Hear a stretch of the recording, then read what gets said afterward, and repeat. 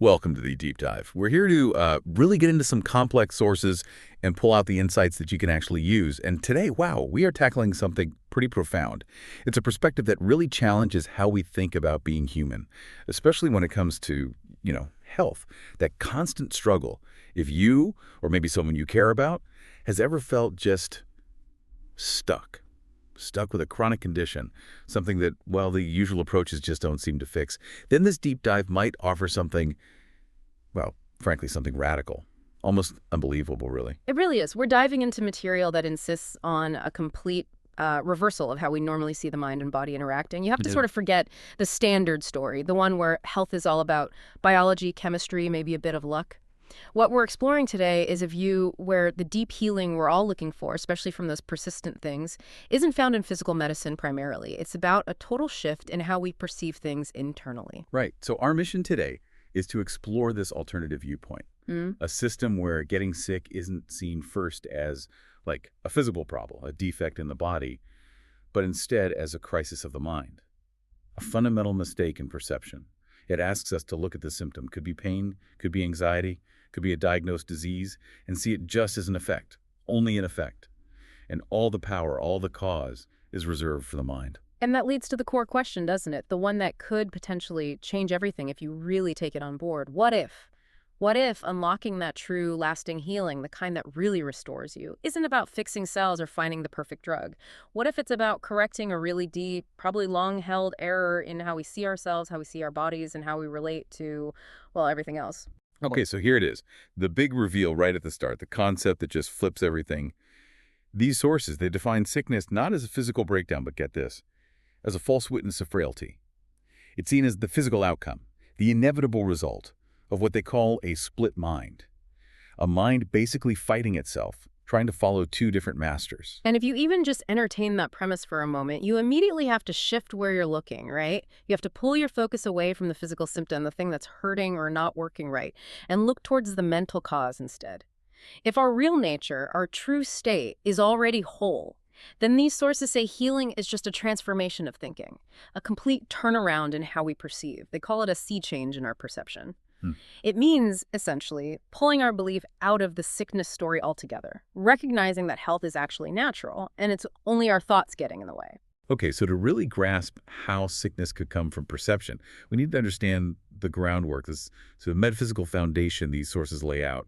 They start with this really strict difference between two ways of being, and they say these two are totally incompatible: knowledge and perception. Yes, this is absolutely key. You can't really understand the rest without getting this distinction clear. So, knowledge, that's defined as totally stable, eternal, unified. It belongs to creation, like the perfect reality God established. It's complete, whole, certain. It doesn't change, ever. Then you have perception, and that's the opposite in almost every way. It's changeable, it's based on interpretation, it's fragmented, it's all about images, illusions, and things happening over time.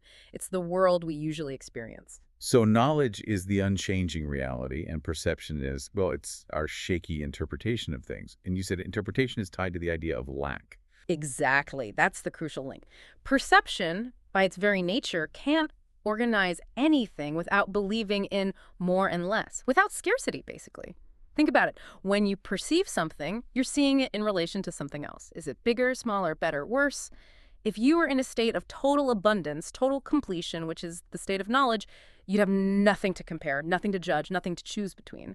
And the sources argue this is where the mind made its first mistake. It kind of introduced a split into A itself. split, and that changed the mind's whole job description, didn't it? Completely. It shifted from being a creator, someone who just extends truth, love, unity, effortlessly light, to being a perceiver, someone who has to constantly evaluate, judge, break things down into pieces, into images. And our everyday consciousness, the stream of thoughts, anxieties, judgments, physical feelings, that's identified as the playground of the ego. The ego is the thought system built entirely on these broken perceptions and the core belief that we're all separate. Okay, this leads us straight to the body. Uh-huh. And this part, well, it's probably the most challenging idea in these sources. The body gets a very specific, very symbolic role. Uh-huh. They don't mince words. The sources state flat out, God did not create the body. Why not? Because anything that can change, get old, break down, die, by definition, it can't be part of the eternal kingdom. It's not part of knowledge. So the body, in this view, is defined purely, solely, as a symbol of what you think you are. Wow. Okay, hold on. That's huge. So if I believe I'm this limited person, vulnerable, likely to get sick, then my body, my physical form, is just showing that belief. It's like a printout of my internal program. That's exactly the analogy. The body becomes the physical evidence for the identity you've chosen. And because of that, its main function is to be a really clear separation device. I mean, how do we usually define being separate? Your body stops here at your skin and mine starts over here. That physical line, that feeling of limits, boundaries, that's the whole basis for the illusion that we are separate minds, separate beings. So in ultimate reality, the body doesn't really exist. It's just a tool the mind uses to demonstrate its preference for being separate. But okay, the practical question then, Hmm. and anyone listening who's dealing with chronic illness is going to ask this. Yeah. If the body is just a symbol, what about the actual physical stuff? Yeah. Viruses, the genes, the environmental factors. Where do those fit in? Are they just symbols too? The sources say the body itself can't start anything. It's basically neutral, like a puppet. It can't heal itself, it can't make itself sick. Its state, health, or illness depends completely on how the mind sees it. And really crucially, on the purpose the mind gives it. The purpose. Yeah. If the mind decides the body's purpose is to demonstrate sin or guilt or weakness, then the body will kind of oblige. It'll show symptoms that match that purpose.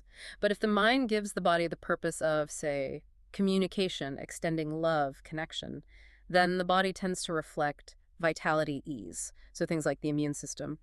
In this view, they become metaphors for the mind's defenses against what it perceives as attack, whether that perception is accurate or not. Okay, so the mind is the only real agent here. It has all the power, all the control, which means the mind has to choose which guide it listens to. And that brings us to that internal conflict you mentioned, the two masters vying for control. Right. The mind finds itself split. Its loyalty is divided between two completely different, mutually exclusive thought systems. On one side, you have what the sources call the Holy Spirit. This represents the voice for God, or the memory of truth within us. It stands for unified purpose, love, and pure correction of errors. It's the part of the mind that hasn't forgotten its source. And the other side, the ego, total opposite. Yeah. Exactly. The ego is the thought system dedicated entirely to separation, fear, and guilt. And what's really interesting is that the ego's internal logic is described as being just as perfect, just as consistent as the Holy Spirit's. But its purpose is only fear. The sources point out something quite profound. Only the fearful can be egotistic. Why? Because if you felt truly whole, completely safe, one with everything, you wouldn't need specialness, would you? You wouldn't need defenses or to strive to get more than someone else. Only fear creates the need for all those ego strategies, the attack, the defense, the constant seeking of validation or advantage. I see. Yeah, if I feel complete, I don't need to prove anything or protect anything. But if I feel I'm lacking something, fear drives me. Precisely. And the Holy Spirit, on the other hand, its only function is to unify and heal. It acts like a translator. It takes all the mind's projections of fear, lack, conflict, all the false stuff, and gently reinterprets it, translates it back into a reminder of the truth, which is always unity and love. The whole system rests on this idea. The mind has everything it needs to choose heaven or earth, peace or conflict. But both options are within the mind itself. Okay, so we've got the metaphysical setup, knowledge versus perception, the mind as cause, the body as effect, the two competing voices. Now let's connect that directly to the practical problem. How does chronic illness actually happen in this framework? According to these sources, the physical problem, the sickness, it all boils down to something they call level confusion. Yes, level confusion. That's the term for the specific mechanism of how disease arises. It's basically the mistake of mixing up the different levels of reality, confusing the eternal level of the mind, the spirit, with the temporary, illusory level, the body, the ego. Sickness happens when we believe that something occurring on the level of the body can actually affect the mind, or the other way around, without the mind's prior consent. We mix up the cause and the effect. Can you give us a clearer example? How does that confusion play out? Sure. Okay, think about saying something like, I have a chemical imbalance in my brain and therefore I feel depressed. Right, that sounds like standard medical thinking. Exactly. But in this framework, that's level confusion. You're treating the body's state, the chemical imbalance, the effect, as the cause of the mind's feeling, depression. These sources would say the mind actually chose the feeling of depression first, often, as we'll see, rooted in guilt, and then the body obligingly produced the corresponding chemical state to make that choice seem real and justified. Like, see, it's not my fault I feel bad, it's just my brain chemistry. Wow, so the body is just providing the alibi for the mind's choice. That's a great way to put it. The ego desperately needs the body to serve its purposes, to prove separation is real. And to make sickness even conceivable, the ego teaches two fundamental false ideas. First, that the body is for attack, meaning it can be hurt and it can be used to hurt others. And second, probably even more fundamental, that you are a body. If you didn't believe those two things. Then sickness would be literally impossible to imagine. If you truly knew yourself as a changeless mind and an eternal spirit, the body's vulnerability would be completely irrelevant to who you really are. A sick body wouldn't mean you are sick. So sickness becomes the ultimate proof of weakness. It serves as a witness to vulnerability. And as the sources say, it creates this extreme need to depend on external guidance. And that is exactly where the ego jumps in. It loves that vulnerability. It uses the sickness or even just the fear of getting sick to justify its own leadership. It starts dictating endless, complicated rules, what to eat, what not to eat, who to avoid, what treatments to pursue, all mixed with this undercurrent of fear. It wants you totally focused on the physical level, on the symptoms, so you never, ever look within to find the real cause, which, according to this, is always a mental choice, usually stemming from unresolved guilt. Okay, let's talk about that. Guilt seems to be the dark cornerstone holding this whole illusion of separation together. It really is. The sources are absolutely clear on this point. They say, the moment that guilt was accepted into the mind of God's Son, which represents all of us collectively, that was the start of the whole idea of separation. Guilt becomes unavoidable for anyone who believes they can think thoughts apart from their source, apart from God, apart from total love. If you believe you've successfully become an independent entity, a separate self that somehow broke away from the original unity, well, you must feel guilty on some deep level for that perceived cosmic crime. And if you feel guilty, you must also feel afraid. Afraid of punishment, afraid of retaliation. And that internal deep down guilt, that's what fuels projection, throwing it onto others. Yeah, absolutely. Guilt is just too painful to hold on to inside. It feels like poison. So the ego's solution is, get rid of it. Project it outward.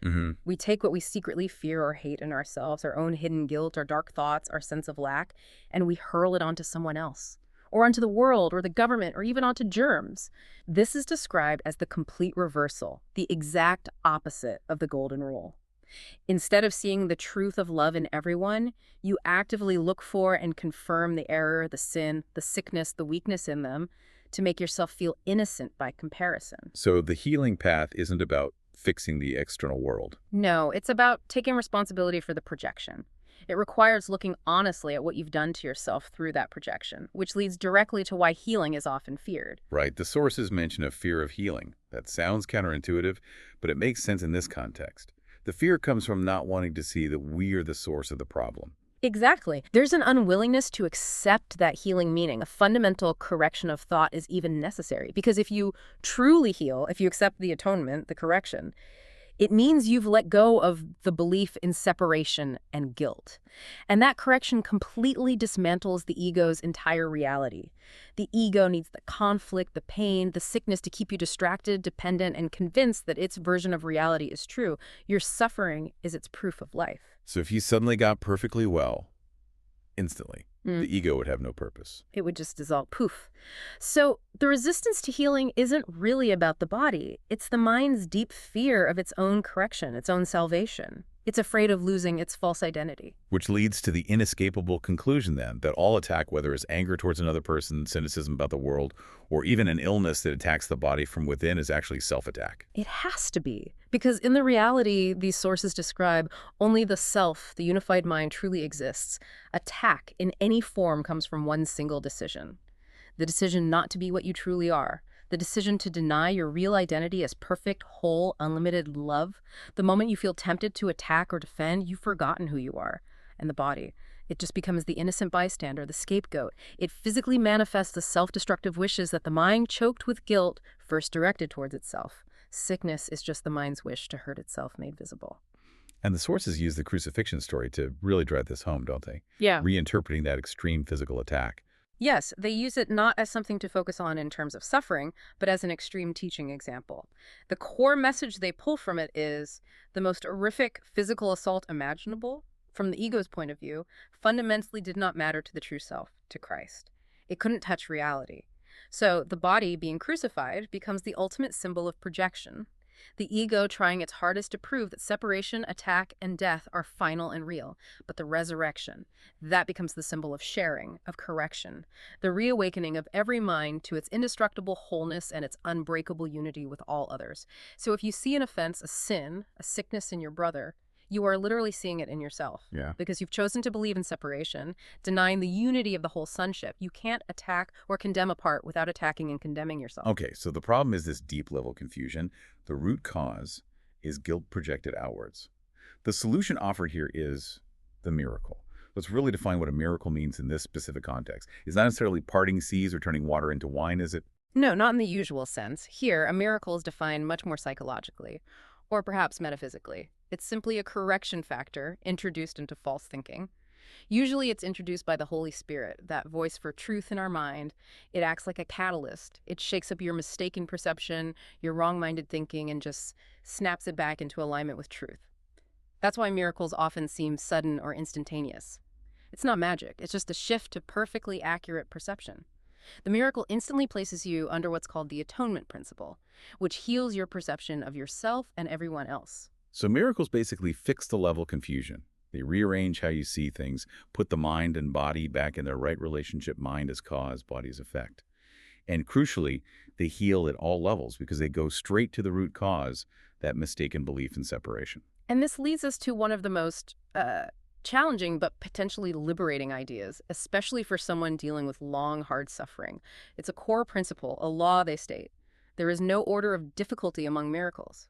Okay, let's pause right there because this is huge, especially for chronic illness. We really need to unpack this one. Are these sources seriously claiming that healing, say, a minor headache requires the exact same mental shift, the same kind of correction as healing something like stage 4 cancer? Absolutely. That's precisely what they claim. The degree of the physical problem, how bad it looks on the outside, doesn't matter one bit to the Holy Spirit, because the error being corrected in the mind is identical in both cases. What is the error? The error is always the same. The mind is split, it's confused levels, thinking the body is causal, and it believes fundamentally in separation and guilt. How severe the body's expression of that error is, whether it looks like a paper cut or a devastating chronic disease, is completely irrelevant to the correction process. Only the falsity of the underlying belief matters. The correction addresses the cause, not the form of the effect. So if you truly accept the correction in your mind, the physical result must follow. The form of the problem doesn't make the correction any harder. So the illness itself is just a more dramatic illusion. The only real difference is how much beliefs, how much guilt we've invested in making that particular illusion seem real and solid. That's it, exactly. The correction is always total, or it doesn't happen at all. You either perceive yourself and others as whole, innocent, and eternally safe, or you perceive guilt, vulnerability, and the constant threat of attack. The physical symptoms are just different costumes that the one underlying decision for guilt wears. What about time? This is another big hurdle. Chronic illness feels inherently time-bound. It develops over time. Healing usually takes time, often years of treatment. How do miracles fit with that? Miracles are described as the way to lessen the need for time, often collapsing it completely. They represent a sudden jump, a shift from what you could call horizontal perception, which is how the ego sees things, linear, step-by-step, cause and effect unfolding over time, to vertical perception, which is instantaneous, tapping into the eternal present moment, connecting directly with timeless truth. A miracle can literally substitute for learning that might otherwise seem to take thousands of years. How? By leveraging the underlying truth of perfect equality and shared holiness between the giver and receiver. They collapse the time interval because they demonstrate that the original error, the separation, never actually happened in reality. It only seemed to happen within the dream of time. So the mechanism for instant healing, if we can call it that, is collapsing the perceived time needed to realize a truth that's already true. The truth that we are already whole right now. Yes.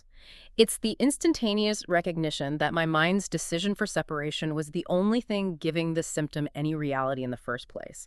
When that decision for separation is genuinely undone, relinquished, the symptom's apparent reality just dissolves, regardless of how long it seemed to be there or how complex it looked in the world of time. Okay, this connects directly to the atonement principle.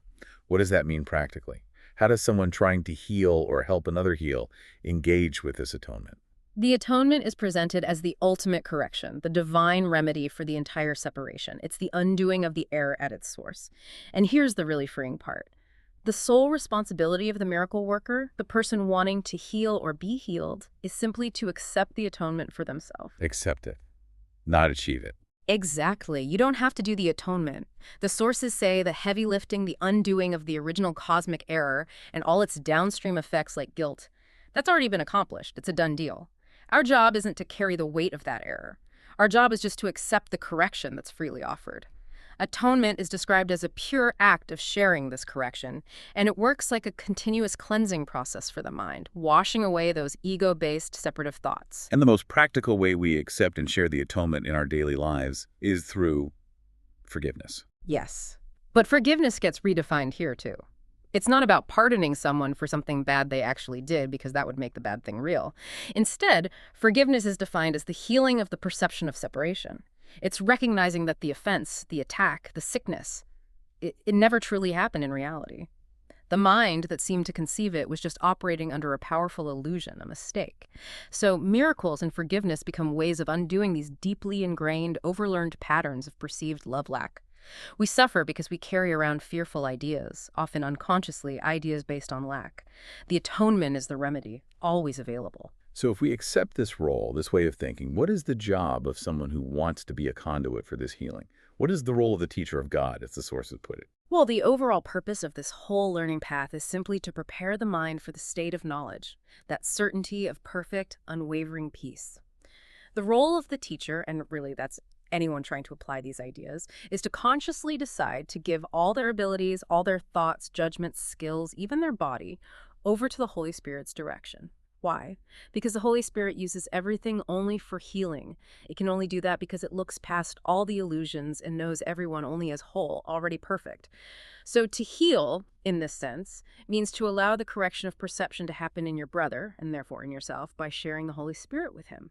You offer that corrected perception. And that act of shared correction instantly places both minds back within the awareness of the kingdom, restoring its wholeness right there in your shared mind. What you extend to another is confirmation of what you believe is real in yourself. So healing is never a one-way street. It corrects perception in the giver and the receiver at the same time. It has to be shared, unified. Absolutely, the sources are really emphatic about this. If you perceive sickness in another person, you literally cannot be an instrument of true healing for them until you recognize, on some level, that you share the same fundamental problem, the belief in separation, the underlying fear. Your real job isn't to fix their body, but to firmly hold on to the vision of their perfect, indestructible health, their inherent innocence. And in doing that, you're powerfully affirming it for yourself at the same time. Okay, we've journeyed through the metaphysics, the cause, which is guilt and separation, and the solution, which involves miracles and accepting the atonement. Now, the crucial part, the path forward. How does someone actually do this, especially when they're struggling with problems that feel very real and very persistent? It seems to start with the mind's will and decision. Yes, willingness is key. The sources make an interesting point. They say the course itself, the curriculum of truth, is required. Because truth is just what is. We can't change reality. But the time we take to accept that curriculum, that's entirely voluntary. Our free will isn't about creating our own reality from scratch. It's about choosing when we're ready to accept the truth that's already waiting for us. And the whole resolution, getting back to peace, rests completely on mastering love, not on the impossible goal of mastering fear. Why is mastering fear impossible? Because you made fear up. It's an illusion. Trying to control or manage an illusion you believe is real just makes it seem more real, more powerful, and outside your control. Love, however, is real. It's our nature. So mastering love doesn't require some heroic effort. It just requires a simple decision to accept it, to choose it over fear. And when it comes to prayer, especially if you're facing illness, the sources are incredibly direct. They say, Lord, heal me, is the only legitimate prayer. Right. And that prayer sounds simple, but it's deep. It doesn't primarily mean, Lord, fix my broken body parts. It actually translates to, Lord, atone for me, meaning correct my perception, heal my mind. Because forgiveness, the letting go of guilt and illusions, is the only thing we truly lack, and therefore the only thing we really need to ask for. Everything real we already possess. The sources say anytime we are not feeling joyous, perfectly peaceful, it's a sure sign we've made a wrong choice somewhere, willed wrongly about ourselves or a brother. Our will gets split between truth, Holy Spirit, and illusion. Ego. And the ego is essentially the denial of our true free will because it tries to oppose the unified will of God, which is just love in creation. This framework also offers a really profound insight into why people sometimes stay stuck in chronic illness, stuck in recurring problems, even while they're spending huge amounts of energy outwardly seeking physical solutions. We need to talk about the hidden fear that can sometimes lurk behind healing requests. This is so important and often quite sensitive. Someone might be consciously, desperately pleading for physical healing because naturally they fear pain, limitation, death. That's understandable. However, at a deeper, maybe unconscious level, they might simultaneously be terrified of the fundamental shift in their entire thought system that genuine, lasting physical healing would actually require. Why? Why fear getting better? Because the sickness, however painful, might be serving a crucial purpose for the ego's identity structure. Maybe it makes them feel special, like a martyr. Maybe it justifies their need for care or dependence. Maybe it's a way to control relationships, consciously or not. Maybe it just constantly confirms their deeply held belief that they are separate, guilty, and vulnerable. The sickness proves the ego right.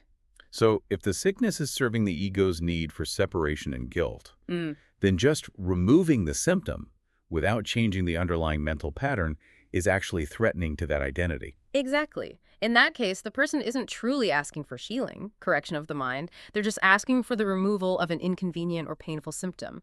And the sources state pretty clearly that such a request to remove a symptom while keeping the underlying cause intact, will not be granted if doing so would ultimately just increase the person's underlying fear of truth, their fear of love. True healing, accepting perfect innocence and limitlessness, is terrifying to the ego. It means the ego's death.